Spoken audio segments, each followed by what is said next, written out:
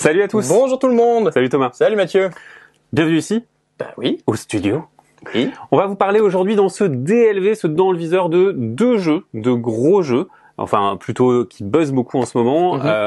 On va vous parler de Alice is Missing, qui est un jeu narratif par chat de groupe, et de Everybody Lies, qui est la version Batman de détective. Exactement. On commence tout de suite par Alice is Missing. Exactement. Allez, c'est parti. Alors, Alice is Missing, c'est un jeu, vous allez voir, le pitch va vous donner tout de suite envie de jouer. Vous allez réunir vos copains, et pendant une soirée qui va durer à peu près 1h30, personne va parler, tout le monde va être sur son téléphone. Ça a l'air sympa, non? Bon.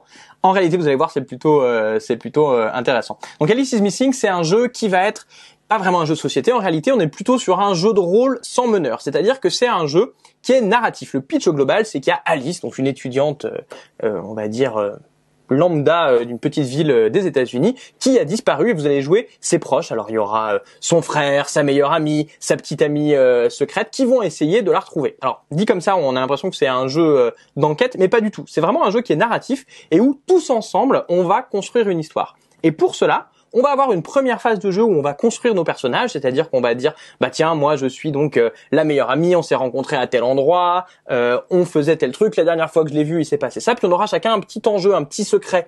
Par exemple, eh bien la dernière fois qu'elle m'a contacté, elle m'a envoyé un message avec un élément un peu perturbant. Alors, le jeu nous dit qu'il va falloir qu'on trouve quel est cet élément perturbant, c'est nous qui l'inventons et on pourra s'en servir après. Une fois qu'on a présenté ces personnages, qu'on va également mettre en place éventuellement des personnes qui pourraient être responsables de sa disparition, eh bien la partie va commencer. Donc elle va durer vraiment 1h30, il y a un chronomètre.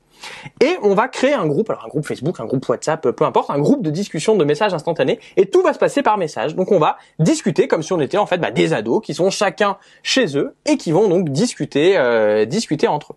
Donc petit à petit, on va construire notre histoire en disant bah tiens, moi je l'ai vue hier, elle était plutôt dans telle situation. Ah bon, mais oui, mais ça me fait penser que moi quand je l'avais vue, elle avait ci, et ainsi de suite. Et on aura à intervalles réguliers des cartes qu'on va piocher qui vont déclencher des événements. Alors là aussi, c'est jamais des événements précis, genre il se passe tel élément. Ça va être plutôt alors à ce moment-là, un des suspects que vous avez identifié a posté quelque chose sur Facebook, décrivez aux autres ce qu'il a posté. Donc vous avez une trame globale, mais il va falloir l'inventer. Donc petit à petit, vous allez rentrer dans ces personnages jusqu'à ce que on arrive à la fin de l'heure et demie, où on aura écrit cette histoire tous ensemble, et peut-être qu'on aura retrouvé Alice, peut-être pas, tout dépendra des joueurs. Donc là, j'ai dit beaucoup de choses pour ce pitch, parce qu'en réalité, on se dit c'est un jeu qui est très simple, et en réalité, le livret de règles est déjà assez conséquent. Alors, en fait. Le livret de règles est conséquent, mais en fait, le livret de règles, il se sépare en deux parties. Tu as une partie vraiment de règles qui sont les règles brutes, et après, finalement, la deuxième partie du livret, c'est la mise en place, et en fait, on peut lire les textes du livret de règles de cette deuxième partie, et ça met en situation la mise en place, ça explique les concepts globaux, etc. Alors, ça veut pas dire qu'on peut se jeter n'importe comment dedans. En fait, il faut quand même que quelqu'un ait lu les règles. Et il y a quelque chose que tu as dit sur lequel j'aimerais bien revenir, c'est que c'est pas vraiment un jeu de société, c'est plus effectivement un jeu de rôle narratif, un jeu de rôle sans meneur. On en connaît, il y a eu pour l'arène toute la gamme For the Story avec Donjon Siphon, Culte, etc. Le braquage récemment et Audimat. Donc il y a ces jeux-là qui sont sortis. Il y a Fiasco en 2011 qui a gagné pas mal de prix. Et en fait, c'est quelque chose qui existe dans le jeu de rôle depuis très très longtemps, les jeux de rôle narrativistes, et on est clairement là-dedans. Alors finalement, l'avoir dans une boîte format jeu de société, c'est vraiment une super idée. Ça, c'est assez simple, et en fait, le matériel jeu de société fait que c'est plus approchable, et on n'a pas peur. En fait, on n'a pas la simulation des dés, etc. On est vraiment le personnage qu'on a créé. Alors effectivement, je pense que c'est l'aspect sur lequel on peut parler tout de suite. Je pense que quand j'ai dit jeu de rôle, il y a peut-être des gens qui ont commencé à dire oh là là, c'est pas pour moi. Et je trouve que le jeu a une idée qui est géniale et qui est celle que je vous ai vendue au début et qui en fait vous dit est-ce que j'ai vraiment envie de jouer à ça? C'est le fait que c'est un jeu de rôle qui va se passer par message. Donc ça veut dire que vous allez interpréter un personnage, mais vous allez pas le faire en jouant. Vous n'avez pas besoin de prendre des intonations, vous allez le faire par écrit. Et en fait, l'écrit, on est tous allés sur Internet et on sait que c'est très facile de se faire passer pour quelqu'un d'autre sur Internet, ce qui est d'ailleurs un problème dans plein de situations.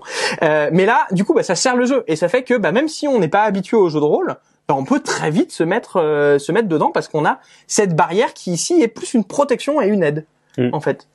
Et alors, oui et non, dans le sens où finalement c'est difficile de se projeter dans la création des personnages. Je sais que dans notre groupe de joueurs, Il y en a qui se sont dit je sais pas où je vais, je sais pas ce qu'on va me demander de faire, parce qu'ils pensaient avoir affaire à un jeu d'enquête ou en tout cas à un jeu qui allait avoir un système fort. Ouais, c'est sûr qu'il faut pas se tromper là-dessus. Là, voilà, faut pas se tromper là-dessus. C'est vraiment un jeu dans lequel on va raconter une histoire, mais effectivement, il y a moins de points clivants.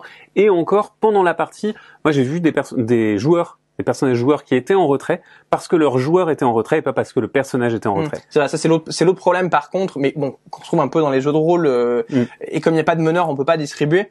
C'est tout bête, mais si les gens autour de vous écrivent plus vite, c'est difficile d'apporter votre pierre à l'édifice parce que il y a déjà eu 3 idées qui sont parties et potentiellement t'es peut-être pas dedans. Comme on est aussi sur de l'enquête et sur des personnages qui présument des choses, à un moment il faut qu'on avance. Et quand on doit avancer, il y a un joueur qui dit j'ai trouvé ça et j'ai fait ci et j'ai fait ça.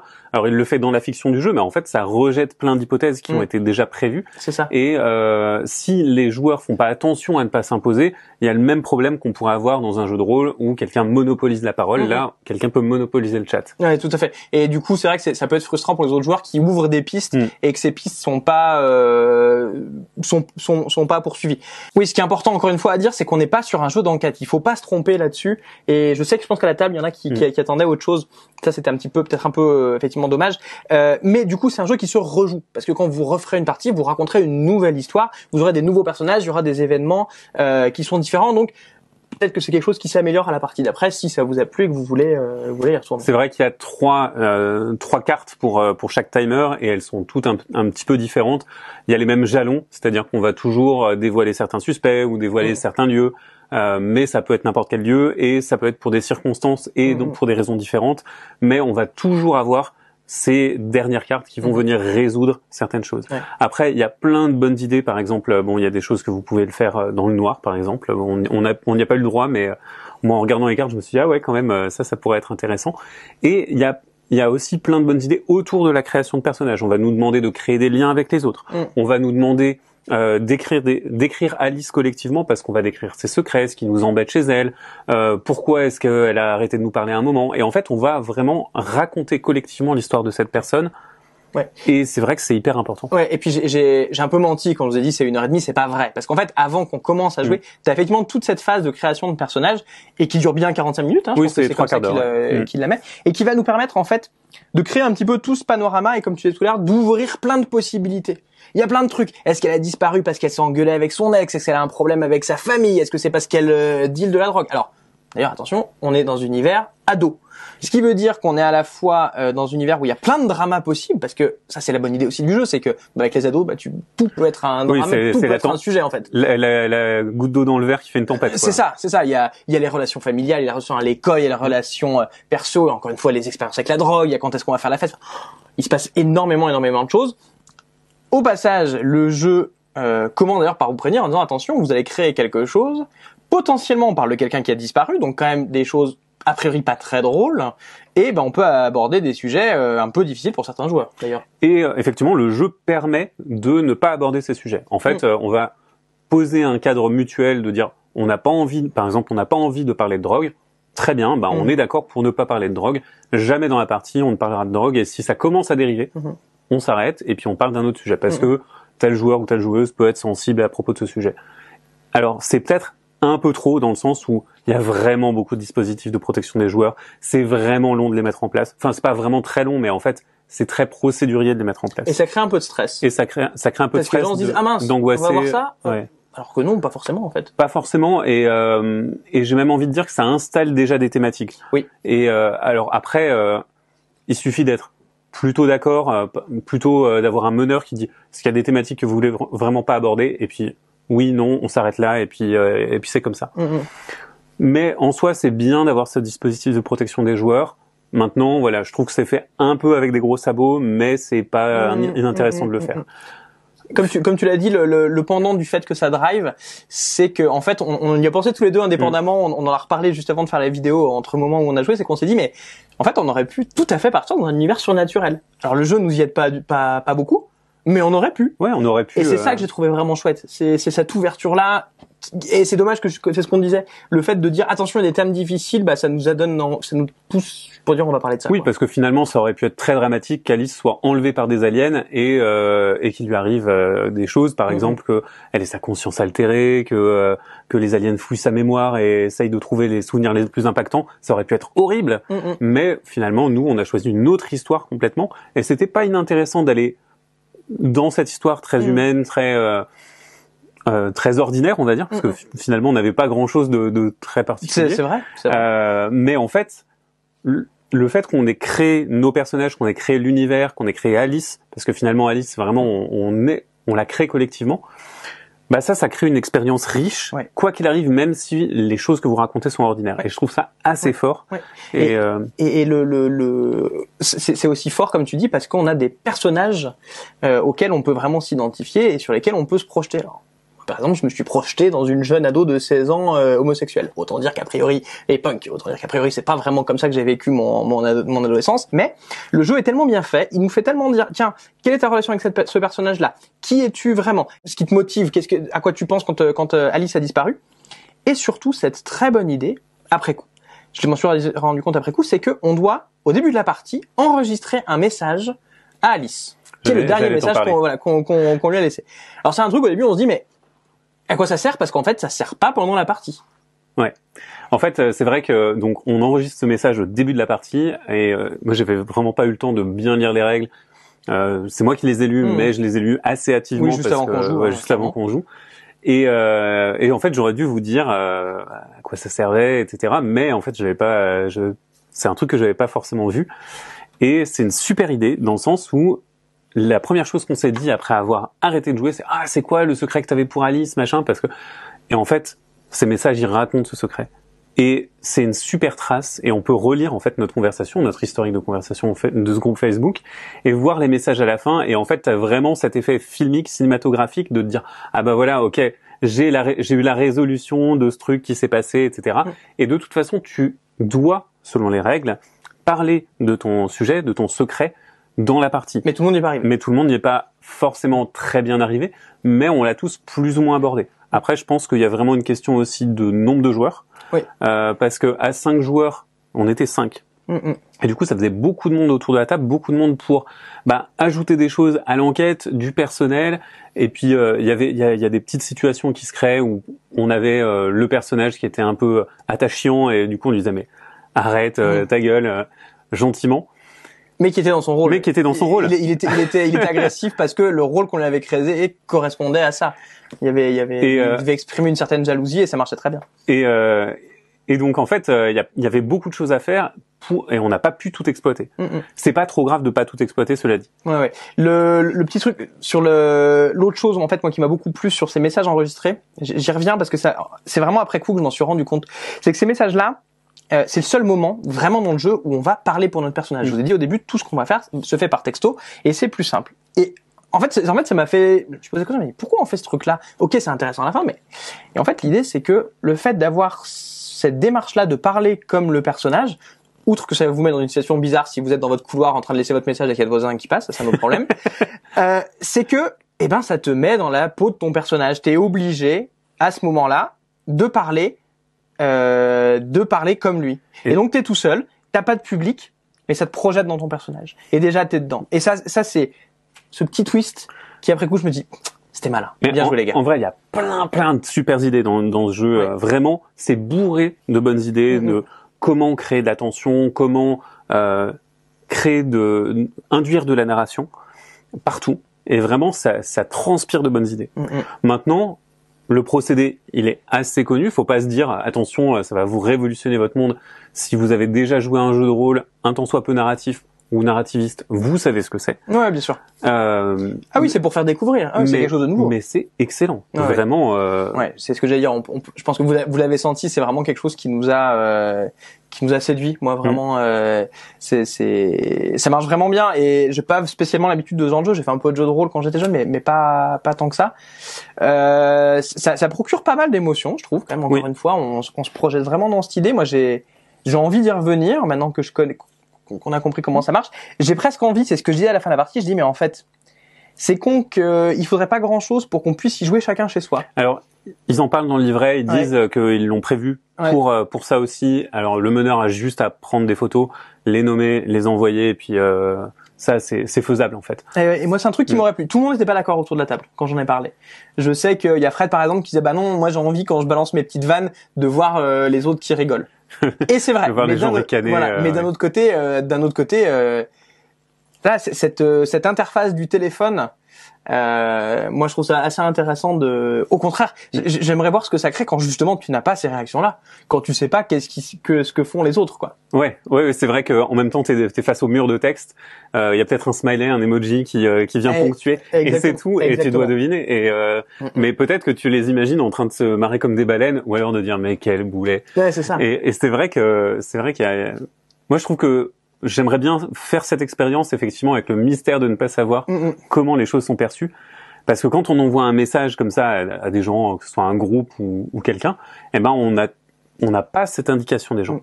Et ça m'immergerait plus d'être vraiment dématérialisé, et ça me ferait peut-être me sentir beaucoup plus impuissant si j'étais sur mon canapé en train de me dire je suis en train d'essayer de sauver cette personne. Ouais. Mais on sait pas, mais je peux rien faire. Mais je sais pas ce que font les autres, je peux rien faire. Et je suis tout seul en fait. Et je me sentirais beaucoup plus dépossédé. Et j'ai envie d'essayer aussi. Ouais. Bref, je pense que vous avez compris que c'est un jeu qui nous a beaucoup plu. J'irai pas jusqu'à le recommander à tout le monde. Ça reste une expérience très particulière. Vous avez vu, hein, il est aussi dur à vendre. Hein, quand vous allez expliquer encore une fois le déroulement du jeu, bah ça peut faire fuir. Mais pourtant, moi, je recommande d'essayer vraiment. C'est quelque chose d'intéressant qui, encore une fois, on fait du jeu pour ressentir des émotions, et je trouve que là, bah, ce jeu, il fait ressentir des émotions, et c'est ça qu'on demande. Exactement. On va passer au deuxième jeu de notre DLV, qui est Batman, ou plutôt Détective Everybody Lies, le détective Batman. Ça en fait des choses.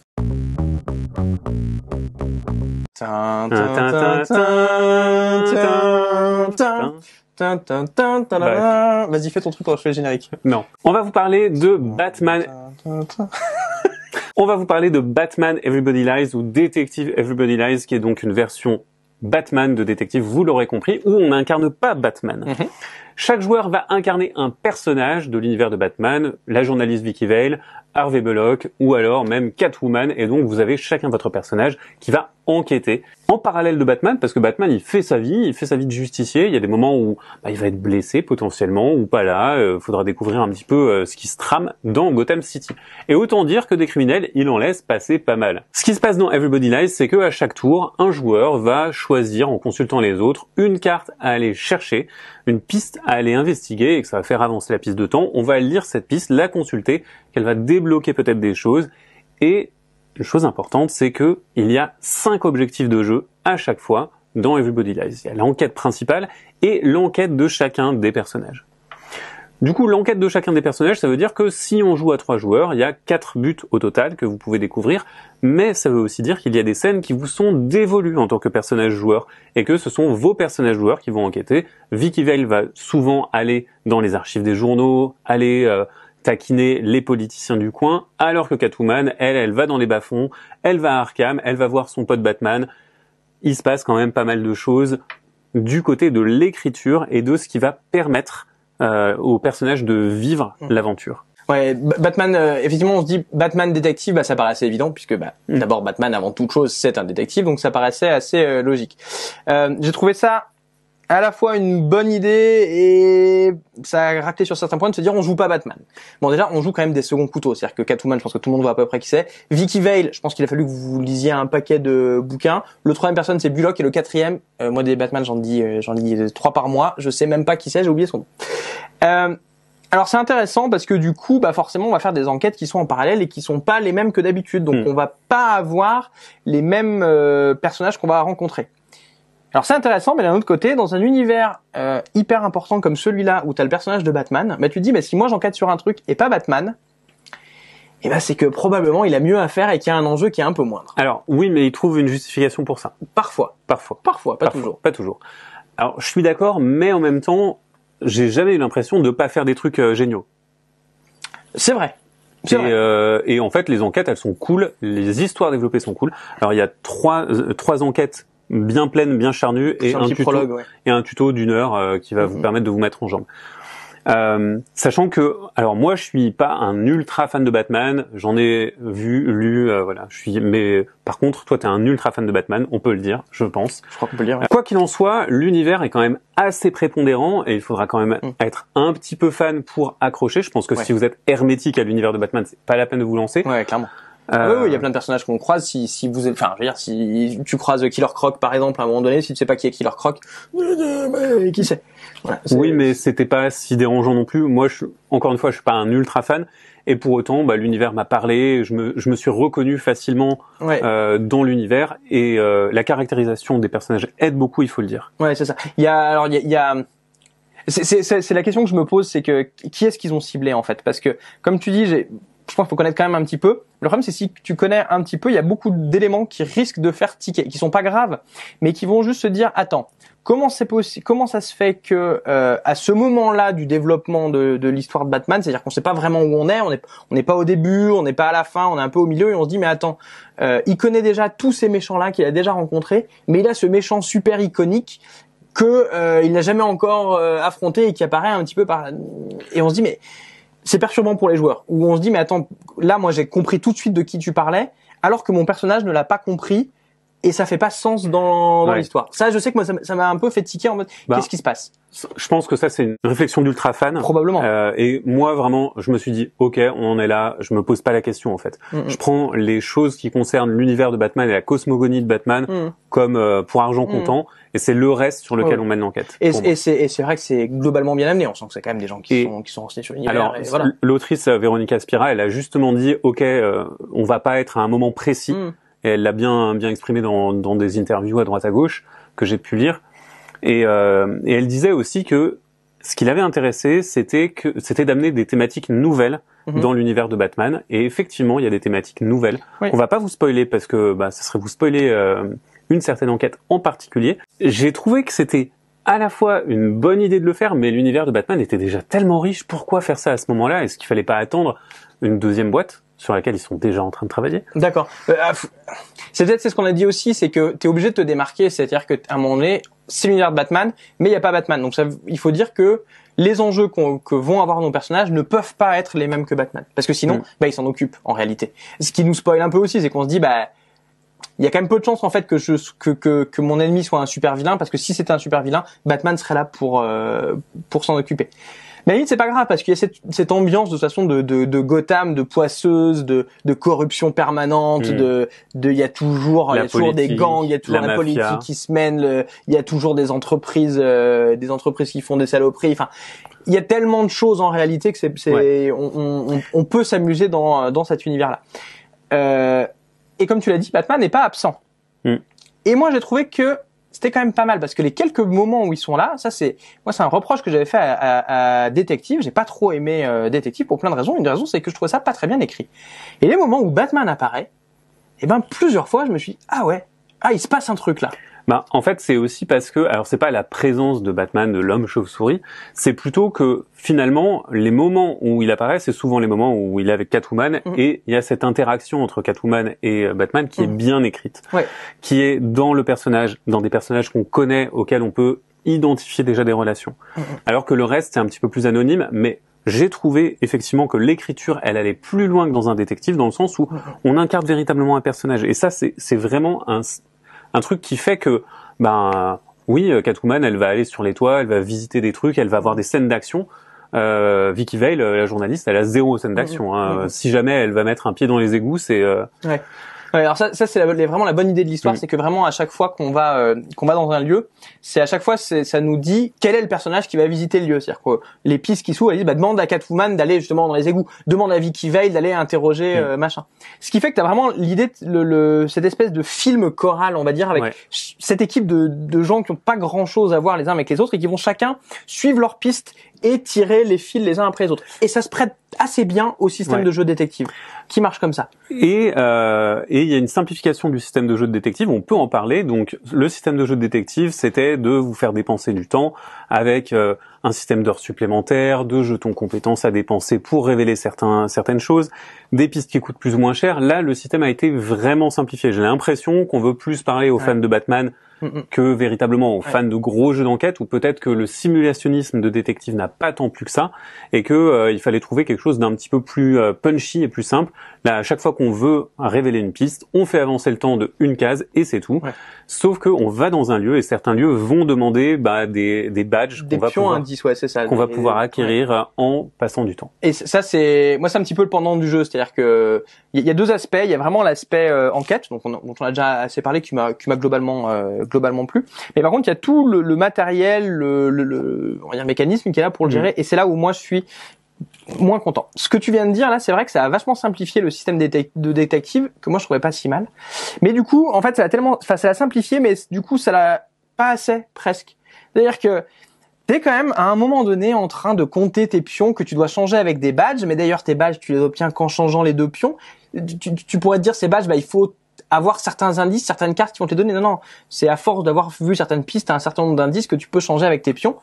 Donc tes personnages, ils ont des pouvoirs un peu chacun, mais qui marchent pas spécialement. Quand tu vas arriver sur une enquête qui va être liée à ton objectif personnel, évidemment tu vas dépenser pour y aller, mais t'es jamais vraiment à court de pions. Si t'es à court de pions, tu passes ton tour pour prendre 2 pions, ce qui est pas du tout satisfaisant. Et donc t'as vraiment toute une espèce de petite manipulation de se déplacer de lieu en lieu qui amène rien et qui ralentit juste un peu le jeu. Et ça m'a un peu déçu. Alors, c'était un peu frustrant, mais dans un sens, en fait, avoir cette carte de Gotham avec les différents lieux, ça apportait peut-être aussi quelque chose, dans le sens où ça apporte ce petit plus de spatialisation, de géographie. Et effectivement, tu te dis, si je vais taper dans les bas-fonds, les gens, ils vont être un petit peu plus suspicieux, du coup, il faudra que je fasse preuve de plus d'autorité. Ça peut presque fonctionner. Mais c'est chiant. Puis c'est assez abstrait. C'est rébarbatif, et finalement, c'est abstrait. Ça reste assez abstrait. Alors que, ce que j'ai personnellement très envie de faire dans un jeu d'enquête, c'est enquêter, découvrir des choses. Gérer des choses, j'ai pas envie de le faire, j'ai envie de le faire dans un jeu de gestion. Et alors du coup, d'ailleurs, l'autre élément qu'il faut gérer, c'est-à-dire qu'on reprend Détective, c'est-à-dire que Détective, le jeu, vous êtes obligé d'y jouer à travers une application, enfin un navigateur internet, qui va vous permettre de consulter des fichiers. Alors dans Détective, c'était vous consultiez les fichiers, vous rentriez les empreintes digitales et ainsi de suite. Et ça, moi c'est quelque chose que j'avais pas trop aimé dans Détective parce que t'as quand même un écran, il y a quand même quelqu'un qui doit interagir, donc les autres joueurs sont mis de côté. Pourtant, moi, en général, je projette sur un écran assez grand que tout le monde voit, donc normalement tout le monde voit, mais les gens sont quand même mis de côté. Mais dans Détective, ça avait du vrai sens, parce que il se passait des choses sur cet écran, il se passait quelque chose. Là, alors ils ont bien gardé l'idée de l'écran, mais effectivement, il y a que des articles de journaux et des lettres. Du coup, c'est un peu pénible de se dire tiens, ça aurait pu être du papier, mais en même temps, c'est des jalons que l'application va retenir. En gros, quand tu découvres un indice particulier, l'appli sait que le site sait que tu vas trouver des choses et que a priori tu vas aller plutôt vers une chose ou une autre. T'es sûr de ça? Moi, j'ai pas vu les conséquences. J'ai essayé, j'avais réessayé pour voir d'autres pistes et pour voir justement des textes que j'avais pas forcément vus dessus. Je pense que c'est des trucs tellement impactants dans l'enquête que forcément il doit y avoir un petit. J'aimerais en être certain, j'en suis vraiment pas sûr. Après, par contre, il y a une bonne idée. Alors moi, ça m'a pas posé tant de problèmes que ça, même si j'ai trouvé la variété des supports un peu décevante. Mais j'ai trouvé qu'il y avait une super idée, qui était que à certains moments, tu peux découvrir une scène de comics. Alors ça, c'est la bonne idée. Et ça c'est sûr. C'est une vraie bonne idée qui est un peu sous-exploitée dans le sens où sur ces comics, on voit des scènes en fait. Donc c'est notre personnage qui enquête et puis on voit quelques petits indices visuels qui se répondent. Ça aurait pu être plus. Ça aurait pu être plus, mais ça met dans l'ambiance et quelque part c'est aussi, ça aurait été dommage de faire un jeu sur des comics sans exactement, parce que finalement il y a assez peu d'illustrations dans le jeu et ça rajoute vraiment ce côté effectivement ce côté comics, ce côté on passe d'une scène à une autre qui était pas forcément là dans Detective et qui revient à ce que j'ai dit tout à l'heure sur le fait que c'est vraiment les personnages qui enquêtent. Donc il y a une ambiance qui se crée à chaque scène. Et donc ces comics-là, vraiment, ils aident là-dessus. Pour le coup, c'est de la vraie ambiance comics. Ils ont pris des très bons dessinateurs pour le faire. Ça marche très très bien. Il y a un truc qui est marrant, c'est que quand vous allez à carte, là, vous pouvez dire, en fait, votre carte, c'est une case. Et pas du tout. Votre carte, c'est un bout de case. On a l'impression de quelqu'un qui a pris une photo d'une BD. Et donc t'as envie de te dire, mais est-ce qu'il y a une planche complète? Est-ce que l'histoire elle existe quelque part dans le web? Je crois pas, mais j'aimerais bien. Pour le coup, je trouverais ça vraiment chouette. Ça me surprendrait. Mais c'est plutôt bien. Il y a une autre chose qu'il faut qu'on souligne, c'est que Everybody Lies, c'est pas tout à fait coopératif, censément, parce que chaque joueur a un objectif secret qu'il peut choisir de révéler ou non, mais a priori c'est fait pour que on tire la couverture à soi, qu'on dépense plutôt les badges pour aider à dévoiler sa propre piste. Et ça marche pas très bien, ça empêche le jeu solo, mais par contre ça rajoute dans le narrative design de l'intrigue, ça fait qu'on a 5 intrigues à résoudre en fait. Je trouve que ça marche très bien sur un des personnages qui est Catwoman, où on sent que les autres personnages ont des intrigues qui collent un petit peu avec le reste. Ça colle un peu plus. C'est-à-dire que il y a une intrigue, en gros, c'est comment tel élément et comment tel événement s'est passé, et il y a un personnage, son truc perso, c'est qui est responsable de ce qui s'est passé. Ouais, en fait, tu vas retrouver un petit peu tous les deux. Alors que Catwoman, on sent qu'elle a ses trucs à elle, quoi. Elle joue avec l'équipe, mais pas complètement, quoi. Elle joue avec Batman, mais s'il y a moyen de se mettre de côté un diamant, on va quand même pas se gêner, ce serait quand même dommage. Et du coup, là, il s'est passé des trucs assez rigolos, où tu te dis, désolé, je joue Catwoman, donc là, je vais dépenser un jeton, et puis il va se passer un truc. Et il s'est passé quoi? Je peux pas vous dire. Alors ça frustre un peu les joueurs, mais il y a un côté un peu marrant avec ce personnage-là. Je pense que Catwoman, c'est vraiment le bon perso à jouer. Il faut qu'il soit dans toutes les parties. Jouez-le vraiment. Après, il est chouette. Comme c'est un personnage qui est assez iconique, qui est assez emblématique, t'as envie de l'avoir. C'est probablement le seul que les gens vont connaître d'ailleurs. C'est ce que je disais. Je pense que Bullock et Veil, je suis pas sûr que tout le monde connaisse clairement. Moi, ce qui m'a, si on reste sur comment l'enquête elle est guidée aussi, c'est que moi, je compare beaucoup Détective à Sherlock Holmes Détective Conseil, et je trouvais que Détective ouvrait vraiment beaucoup de choses. Là, ce jeu-là ouvre, à mon sens, beaucoup moins, puisque de toute façon, c'est Détective Conseil, Sherlock Holmes Détective Conseil, vous allez où vous voulez. Détective, il faut que vous trouviez une piste qui vous dit je vais là. Et donc, en fait, je me suis rendu compte après la deuxième partie que je commençais à faire des arbres pour dire, ma piste de départ, elle m'en a ouvert 2, qui m'en ont ouvert 2, qui m'en ont ouvert 2. Et les pistes ne se recroisent jamais. Tu n'as aucun moment où tu as un chemin qui va t'amener à un autre, et le jeu a pas vraiment de fausses pistes. Alors en fait, les fausses pistes, c'est les objectifs de d'autres joueurs. C'est ça. Et donc en fait, tu te rends compte que chaque piste de départ va t'amener à un arbre, et qu'en réalité, les trucs les plus pertinents, ils sont au bout de l'arbre. Et que en fait, t'as vraiment intérêt à te dire, je suis allé dans cette voie-là, je vais aller jusqu'au bout parce que c'est la 3e piste en partant du début qui va vraiment me faire avancer dans l'enquête. Oui et non, dans le sens où, en fait, t'as toujours des infos pertinentes et on va corroborer, confirmer que telle information d'une piste précédente était importante.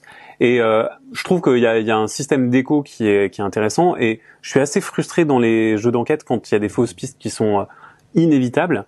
Et ça arrive dans certains jeux d'enquête où tu te dis, j'avais pas moyen de savoir que c'était une fausse piste à part d'essayer et de me planter. Et là, en fait, toutes les pistes sont valables. À chaque fois, tu te dis, cette info, elle pourrait être sérieuse, ça pourrait être intéressant. Et t'es jamais frustré d'être tombé sur un truc qui est pas vraiment à toi, parce qu'ils ont fait en sorte que t'aies des petites miettes et que tu te dises, ok, ça confirme telle info, donc. Ouais, mais par contre, ce que j'ai trouvé dommage, c'est que j'ai vraiment senti qu'une fois que j'ai compris ça, je me suis dit, en fait, je peux pas me permettre de picorer à droite à gauche pour avoir des petits éléments, ce qui est souvent peut-être ce qu'on fait dans les livres d'enquête. Là, faut vraiment se dire, je me suis engagé là-dedans, j'y vais.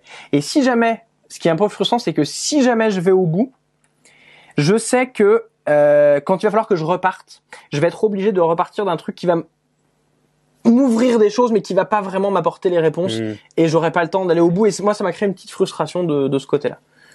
Mais bon, c'est le système propre de Détective. Après, j'ai trouvé qu'il y avait une grosse différence entre les scénarios en termes de qualité. Genre le premier scénario, j'ai trouvé absolument excellent, et moi, il m'a rendu un peu fou avec ces 20 personnages. J'avais pris mes notes, j'avais ma carte avec les personnages, et puis je me suis dit, attends, il faut que je tourne encore sur mon cahier pour faire des lignes de personnages de plus, mais qu'est-ce que c'est que ce scénario de malade?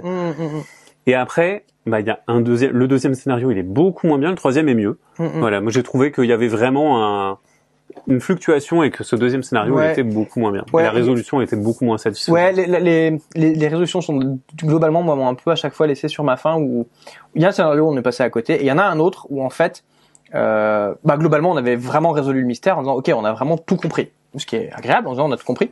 Sauf qu'en fait, le scénario te dit, en gros, vous avez tout compris, quel est l'endroit le plus pertinent où intervenir?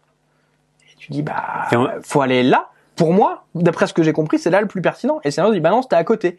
Et tu dis, ouais, je comprends pourquoi c'était pertinent d'aller à côté, mais est-ce que ça l'était plus?